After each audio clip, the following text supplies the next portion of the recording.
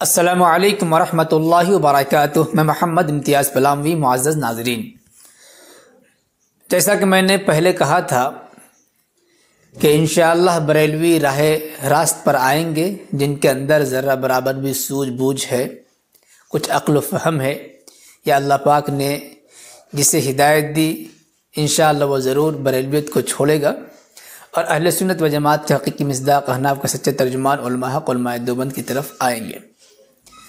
अल्हम्दुलिल्लाह वो सिलसिला शुरू हो चुका है। हम आपको एक बरेलवी ख़तीब का बयान सुनाना चाहते हैं।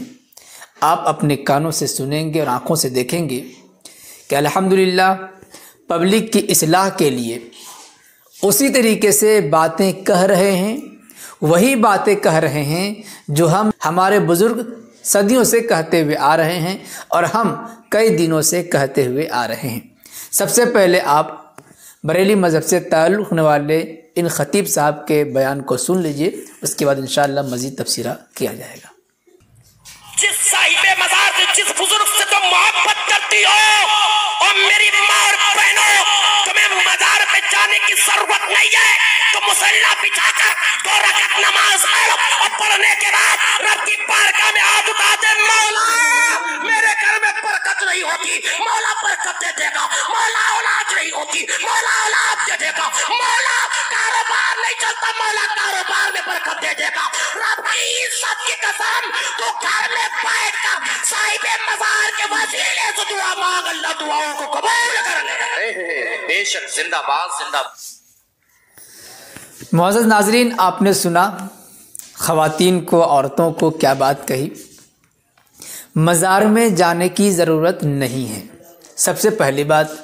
और यही बात हम भी कब से कहते हुए आ रहे हैं कि मज़ारात पे औरतों का हुजूम हो रहा है, खुराफात हो रही है। दूसरी बात, इन्होंने डायरेक्ट कहा कि आप घर में ही मुसल्ला बिछा कर के नमाज पढ़ें और साहबे मज़ार के वसीले से दुआ मांगे कि ऐ अल्लाह मेरे कारोबार में बरकत दे, मेरी परेशानी को दूर फरमा, मेरे इस काम को कर दे, वगैरह ज़ालिक। वसीले की यही सूरत तो हम भी बताते हैं आवाम को और कहते हैं कि अगर वसीला ही पकड़ना है बुज़ुर्गों का, किसी बुज़ुर्ग के वसीले से दुआ मांगनी हो, किसी बुज़ुर्ग के वसीले से अपनी परेशानी को दूर कराना हो, तो अल्लाह रब्बुल इज़्ज़त से ही सवाल किया जाए, अलबत्ता उन बुज़ुर्गों का वास्ता दे दिया जाए। ऐसा नहीं कि आप साहबे मज़ार से ही कहें कि ऐ फलां बुज़ुर्ग, ऐ हज़रत हमारे इस काम को कर दीजिए, हमारी इस परेशानी को दूर कर दीजिए, इस मुसीबत को दूर कर दीजिए। साहबे मज़ार से ही ये दरख्वास्त नहीं करनी है, साहबे मज़ार से ही ये बात नहीं ये सवाल नहीं करना है। साहबे मज़ार से ही, किसी बुज़ुर्ग से, किसी वली से ही ये नहीं कहना है कि आप हमारी परेशानी को दूर कर दीजिए, बल्कि दुआ मांगनी है अल्लाह रब्बुल इज़्ज़त से और लेना है वास्ता बुज़ुर्ग का।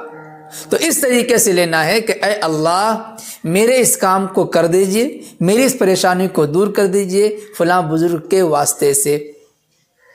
तो फ़लाँ बुज़ुर्ग का वास्ता लेना है, लेकिन मांगना डायरेक्ट किससे है? अल्लाह रब्बुल इज़्ज़त से है। जैसे कि हम दुआ मांगते हैं और अक्सर दुआ में यही अल्फाज होते हैं, ए अल्लाह हमारी इन टूटी फूटी दुआओं को प्यारे आका सल्लल्लाहु अलैहि वसल्लम के वसीले से मकबूल व मंजूर फरमा। फ़लाँ बंदा नेक है, उस फ़लाँ नेक बंदे की बरकत से हमारी दुआ कबूल फरमा। यही तो है वास्ता, यही तो है वसीला।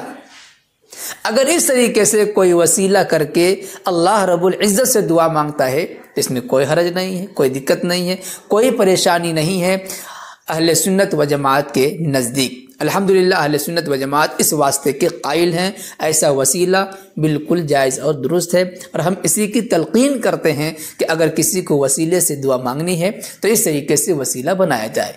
ये नहीं कि साहबे मज़ार से ही डायरेक्ट कहा जाए कि ऐ फलां बुज़ुर्ग हमारे इस काम को कर दीजिए। बरेली मज़हब से ताल्लुक़ रखने वाले इन ख़तीब साहब ने एक बहुत ही कांटे की बात कही। मुझे लगता है कि इनके सीने के अंदर भी वो दर्द महसूस हो रहा होगा जो महसूस हम करते हैं कि आज वसीले के नाम पर, बुज़ुर्गों के नाम पर किस तरीके से ड्रामे हो रहे हैं, किस तरीके से खुराफात हो रहे हैं, किस तरीके से हमारे मुसलमानों के अक़ीदों को ख़राब किया जा रहा है। बज़ाहिर इनकी बात से ऐसा ही लगता है कि जो बात हम कहना चाह रहे हैं वही बात इन्होंने भी कही है कि बुज़ुर्ग का वसीला तो हो, लेकिन मांगना अल्लाह से है, वसीला बुज़ुर्ग का होना चाहिए, डायरेक्ट बुज़ुर्ग से नहीं मांगना है। उम्मीद है कि इन बातों को सुनकर आपको कुछ बातें समझ में आएंगी।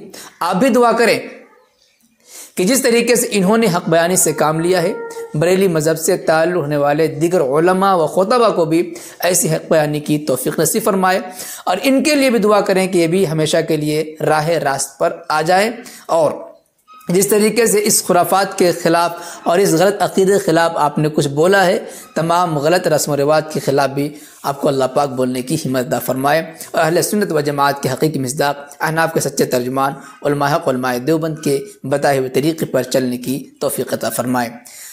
इस सिलसिले में आप क्या कुछ कहना चाहेंगे कमेंट बॉक्स में ज़रूर लिखें। वीडियो को लाइक करने के साथ खूब शेयर करें ताकि दुनिया तक ये अच्छा पैगाम जा सके, मुसलमानों का अक़ीदा महफूज रह सके। शुक्रिया, जज़ाकल्लाह। अस्सलामु अलैकुम व रहमतुल्लाहि व बरकातुहू।